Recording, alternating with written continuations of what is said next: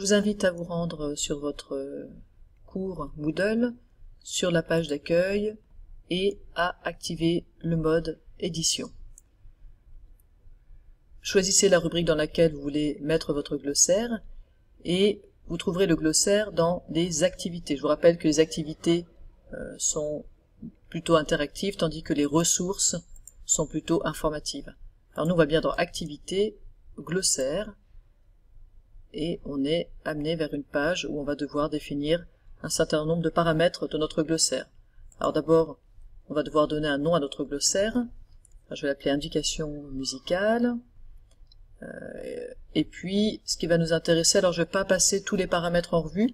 Je vous invite, vous, à regarder, si vous utilisez les glossaires, à prendre un peu le temps de tous les regarder. Ce qui va nous intéresser, c'est notamment ici, approuver automatiquement. Le principe du glossaire, donc, c'est d'être interactif, c'est-à-dire que les élèves peuvent entrer des articles, enfin des données ou des mots dans le glossaire. Alors vous devrez décider si le mot est automatiquement rajouté quand un élève le définit ou si ça doit passer par vous. Donc ici, si vous dites que c'est approuvé automatiquement, ça ne passera pas par vous. Si vous mettez non, vous devrez approuver préalablement avant que le mot soit intégré. Alors moi je vais laisser oui ici, mais je pense que c'est un paramétrage qui peut être important pour vous. Pour les autres, je vous conseille de laisser comme c'est. Vous pouvez ou non autoriser les commentaires. Alors, si vous autorisez les commentaires, vous rendrez le glossaire encore plus interactif, puisque les élèves ont la possibilité de commenter des définitions proposées par leurs camarades. Peut-être juste aussi celui-là, je vous conseille aussi de laisser sur non l'autorisation de la modification, sinon vous permettez à un élève de modifier la définition d'un autre élève, ce qui peut devenir un peu compliqué. Ensuite, dans l'apparence, il y a plusieurs formats d'affichage, du simple style dictionnaire à complet avec auteur, et je vous propose de mettre complet avec auteur. Si vous faites participer vos élèves, ça permettra d'avoir le nom de l'élève qui a proposé la définition. Je laisse les autres paramètres par défaut. Je vous encourage à regarder les infobulles chaque fois qu'il y a un paramètre qui peut vous paraître intéressant et que vous voulez savoir de quoi il s'agit, ou à utiliser l'aide sur Moodle pour en savoir plus.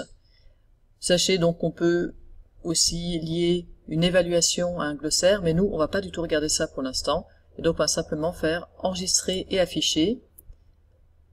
Notre glossaire est créé, le voilà. Alors bien sûr, pour l'instant, il n'y a aucun mot dedans. Pour ajouter un mot, il suffit de faire ajouter un nouvel article.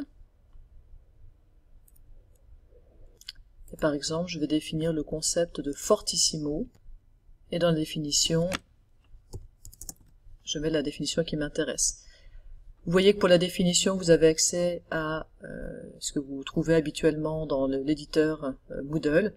Donc vous pouvez rajouter des images, des équations mathématiques et même des vidéos YouTube dans votre définition. Pour l'instant, on va faire simple. Termes associés, ça va vous permettre de demander qu'un lien soit fait vers la définition de fortissimo sur d'autres termes, et je peux mettre par exemple forte. Si donc dans un autre endroit de mon cours, on voit le terme forte, on me proposera la définition de fortissimo.